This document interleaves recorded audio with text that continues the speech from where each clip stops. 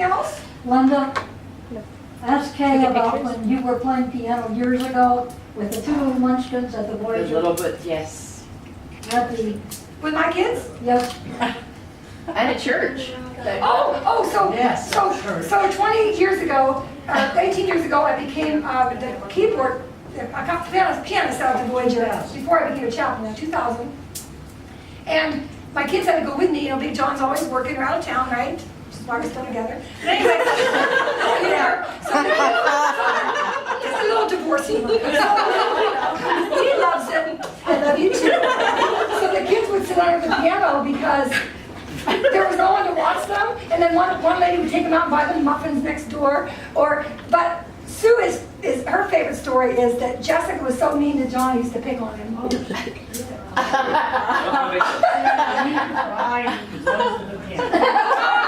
And so they would sit on the piano while I played. Now the same thing happened with the country gentleman because my kids were 2 and 3, and I said, okay, gentlemen, I don't mind volunteering to be your accompanist. I'll give up 2 hours, whatever. But I'm not going to pay a sitter to volunteer for you. So my kids came to all the rehearsals. I swear that's one of the beginnings of the music love. And then some of the wives would take the kids, taught them how to play poker. Oh, we learned how to play Old Maid. And then my mother used to babysit when she came out. I'd fly her out to visit. And one time, after she'd gone home, we were driving down the road, and all of a sudden they started singing Boogie Woogie Bugle Boy. My mother had taught them All the that. ancestors. We still know all of their songs because of her. Yeah. And then when they were real little, Pastor Steve indulged me. And Jessica did Mambo Italiano. Oh, at the church. Yeah. Well, you know what? It's nothing compared to the time that we were at a piano recital. How old was I, John? Oh, no, you gotta hear this. Like maybe, 13, 12? Okay. So, Mom puts together this lovely piano song. It was a song that was on the radio at the time, and Mom puts together this piano version of it, and I was so good at singing it. And I was 12, and I didn't understand that maybe singing I Kissed a Girl by Katy Perry was a little inappropriate at a church, at a piano recital. It was not a church, but it was a nursing home piano recital. And the people behind John were like, that's a little inappropriate, which it probably was, but he turns around and he's like, your face is inappropriate. That's what happens when you let her down. That was funny. That's what happens when you let her on the loose and she's on the Well, I have some great stories from Tucson that I will always take with me.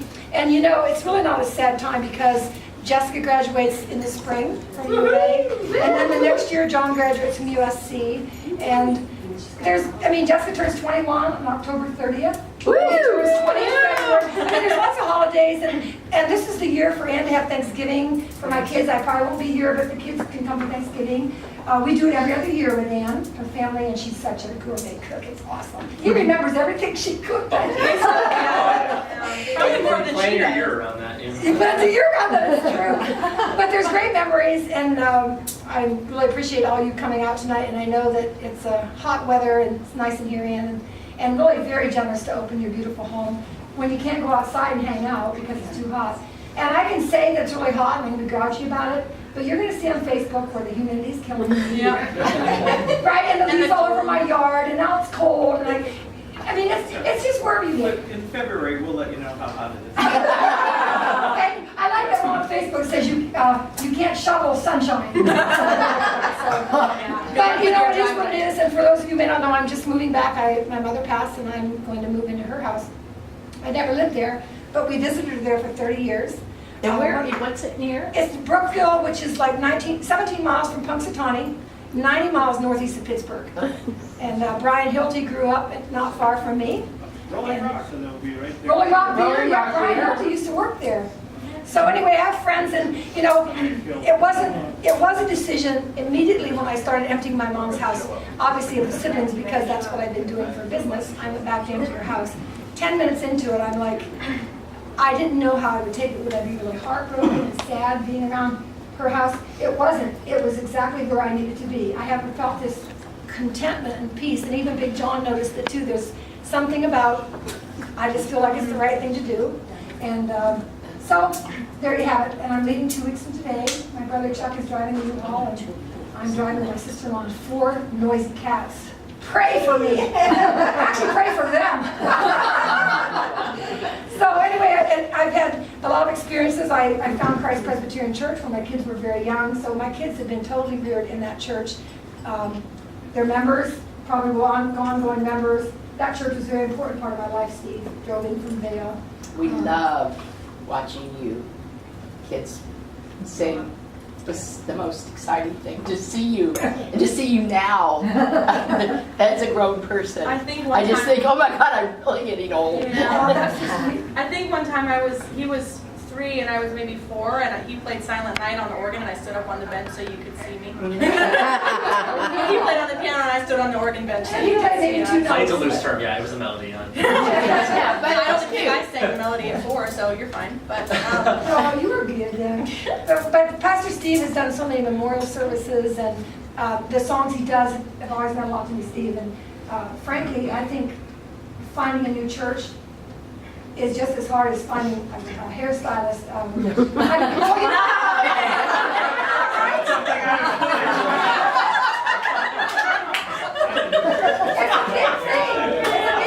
priority is the hair salon. But Yeah, priorities. We'll find the hair salon first at the church. But that's how you find Jesus anyway, with a good hairdresser. There's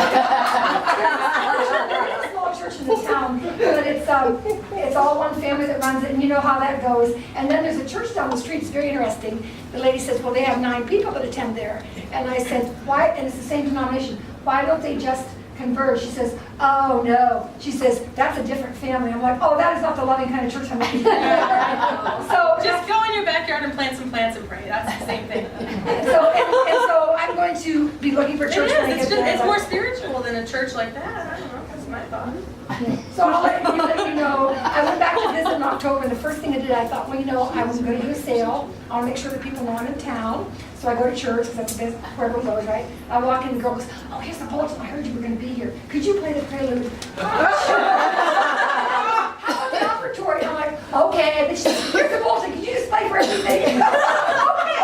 That's what she was asking from the beginning. She's easing you into it. Is that hilarious? Oh my gosh, I'm like, okay. But it was fun, and I got to do it, and then the next Sunday I was still there, and some other people came, and they said, I heard Flo's daughter was here. She said, oh, you have to play again then, they came to hear you. and you know, Pastor Steve's, the Presbyterian Church isn't the gospel style stuff, really, but Pastor Steve indulged me and I play that kind of music. And people seem to be okay. You know. We all need a good shaking up. It's probably the only job Linda didn't get. Right? Yeah. So the first time I got to meet Linda, she was interviewing to be our director of music. And I just knew that spot, it just wasn't right. Oh, he was so right. We forged a spiritual bond and rocked the house. Yeah. Linda is not only, as you all know, gifted at the piano, but the way she allows the Spirit to flow through her to the rest of us is really quite remarkable and inspiring for us.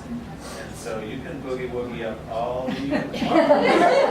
We'll take it. So there's a different style, you know, different denominations, and but it's always been a gift to go play that. They let me play anything there. And Christ Presbyterian Church has just done a whole new roof, and they redid the cubicle. We call it the Flash Cube Church. It's at Broadway and Beaumont. It's a great church. No, I really is. It's fun. And this is Pastor Steve's wife, Debbie, who's a fabulous lady who's been teaching science and math. Oh my gosh, at Amplify School District forever. Anyone who teaches teenagers, middle school, isn't it?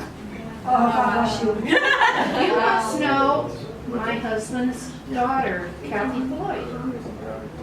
Yeah, I didn't know that connection. That's Yes, Bob's it's daughter. my husband's daughter. We teach together. So. Yeah, we did that. You see how Tucson is? You gotta mind your P's and Q's. Well, I can tell you that from the moment those 2 beautiful children were born, Linda spent every waking hour and most sleeping hour nurturing those children, making sure they got to school, making sure they got to preschool. She was just absolutely tireless, and she is most responsible for how those children turned out. And there are other people along the way. Pastor Steve was a big influence. Thank you for everything you did. And that wonderful man, and for some reason the name escapes me, Dr. Ackerley, from the boys chorus. You know, there's another absolute beautiful individual who spends his time and his entire life teaching young men to sing and work together and build values. And it's all you people together. And most importantly, Linda, that nurtured Jessica and John from when they were this big to what they are today. Now, how do you like that? You can't find a better former husband.